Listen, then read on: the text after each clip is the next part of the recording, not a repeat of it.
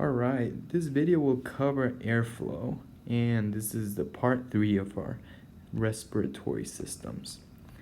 In the previous video, we talked a little bit about the pleural cavities and atmospheric, intraalveolar, and intrapleural pressures. Now, and as well as the transmural pressure gradient.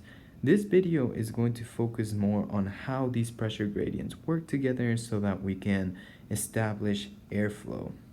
So let's begin first with the idea of Boyle's law. So Boyle's law says that pressure and volume are inversely related. So I drew it over here, but I'm going to go ahead and redo it so that you can see it. So if pressure goes up, we know that the volume will go down. If pressure goes down, then we know that the volume will go up. That's the whole premise behind Boyle's law. So now let's talk a little bit about expiration and inspiration and how these pressure gradients work together. So in the atmosphere, we have around 760 millimeters of mercury, and this establishes the pressure gradient outside. Well, not really pressure gradient, but just the pressure outside the atmosphere. And we'll begin with the idea over here that I worked out, is that air goes from a high pressure gradient to a low pressure gradient. So it will follow it. So it follows it. Follows it. There we go. Now, inside the intraalveolar, so this is the intraalveolar, we have around 759 millimeters of mercury, and within the intrapleural area we have around 754 millimeters of mercury. So if we have air following this principle of air going from a high pressure, which is the 760, down to a lower pressure, which is the 759, when the diaphragm contracts, which, just a fun fact, the diaphragm makes up 75% of the air that comes into the lungs, so it's responsible for that. So this contraction of the diaphragm pulls the diaphragm down, which is going to cause the lungs to increase. So when the lungs inflate, we notice that we have a increase in volume, therefore we will have a drop in pressure. So due to this drop in pressure, we see the air coming down into the lungs. So now we're going to inflate our lungs. And as we inflate the lungs, our alveoli will get in the air and allow for gas exchange, which we will cover later in a different video. So now let's talk about expiration. Expiration is basically going to be the opposite. The diaphragm is going to relax, as I have it here, so it's no longer in this contracted pull down state. It went up. So when the diaphragm went up, we notice that the volume of our lungs decreased, therefore our pressure increased, right? So if we said that air is going to follow it's going to flow from a high pressure to a lower pressure, then we see that this 761 millimeters of mercury that is now inside the lungs will travel back out like this towards the atmosphere, which is now 760 millimeters of mercury. I hope that helps. Now, technically, if we were to talk about just the different types of muscles for inspiration and expiration, one big idea is that inspiration will always be an active process. So I'm going to go over here and show you that the muscle of inspiration is always active.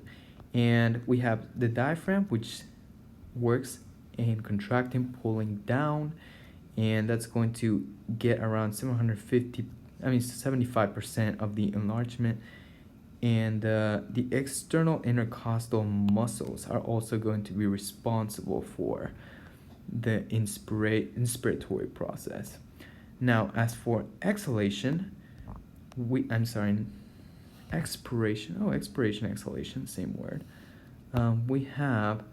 We notice that it's going to be a passive process, so we don't really need muscles to make this whole cycle happen in the expiration cycle, my bad.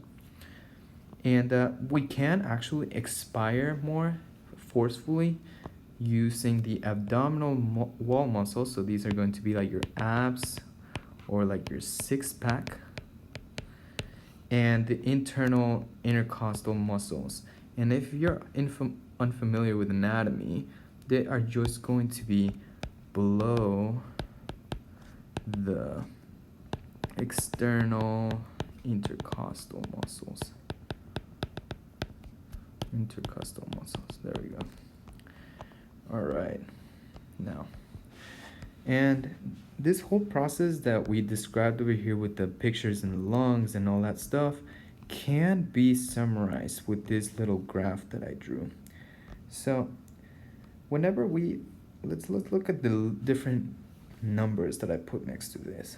So let's talk about this number 1 that we have right over here.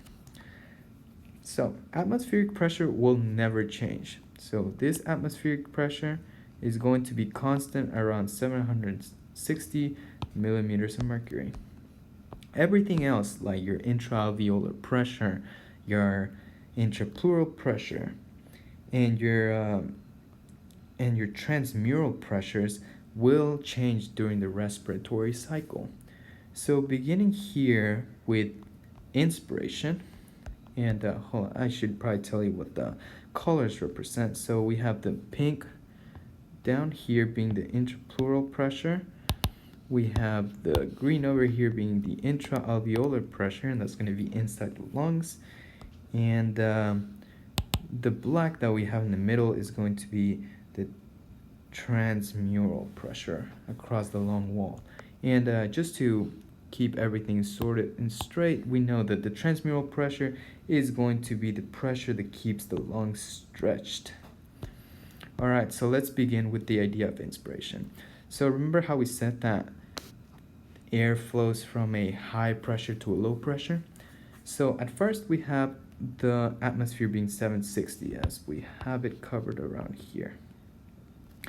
As you begin the process of active inspiration, your intraalveolar pressure it's basically negative at first. Well, not really negative, but just below your atmospheric pressure. So what happens is that air is going to rush to the lungs, and then it's going to follow the high to low pressure gradient. So at 1, we see that the intraalveolar pressure is less than the atmospheric pressure. At 3, once it's going to be, so this 3 that we see right here, we will see that the intraalveolar pressure and the intraalveolar pressure and the atmospheric pressure is the same. And then at 2, expiration happens because we notice that the intraalveolar pressure is going to be greater than, so right here, the intraalveolar pressure is going to be greater than the atmospheric pressure, therefore air will come out of the lungs. All right, and let's see. So number 4, we see that the intraalveolar pressure is going to be a lot greater than the intrapleural pressure. And so why is that? And that is going to be so that you can keep the lungs working and through the respiratory cycle. I don't know if that's clear, but yeah, that is a big summary of the respiratory system. And then on the next video, we will talk about different types of diseases that can reduce expiration or inspiration, and how it affects your I guess daily life.